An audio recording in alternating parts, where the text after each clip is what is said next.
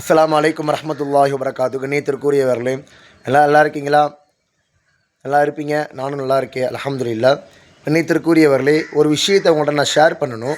அதாவது நம்ம தொழுகிறோம், நோன்பு வைக்கிறோம், ஜக்காத்து கொடுக்குறோம், ஹஜ்ஜு செய்கிறோம், தான தர்மங்கள் சதக்கா கொடுக்குறோம். இப்படி எல்லா அமல்களையும் நம்ம செய்கிறோம், அப்படி தானே? அல்ஹம்துலில்லாஹ், எல்லா புகழும் அல்லாஹ்வுக்கு. ஆனால் இந்த விஷயம் யாருக்காக வேண்டி செய்கிறோம்?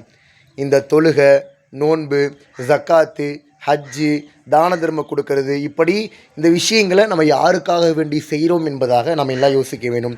ஏனென்று கேட்டால், நம்ம ஹதீஸ் கிதாபில் நம்ம எல்லாம் பார்க்கிறோம்.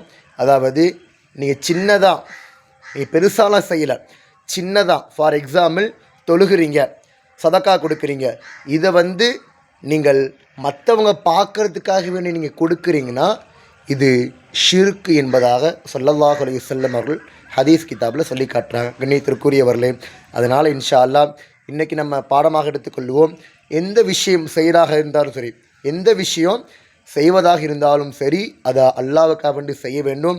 அல்லாஹு தஆலா அப்படிப்பட்ட ஒரு மிகப்பெரிய ஒரு பாக்கியத்தை உங்களுக்கும் எனக்கும் என்னுடைய குடும்பத்தார்களுக்கும் உங்களுடைய குடும்பத்தார்களுக்கும் நம்முடைய முழு சமுதாயத்துக்கும் அல்லாஹு தஆலா தந்தல்வானாக. அஸ்ஸலாமு அலைக்கும் வரஹ்மத்துல்லாஹி வபரகாத்துஹு.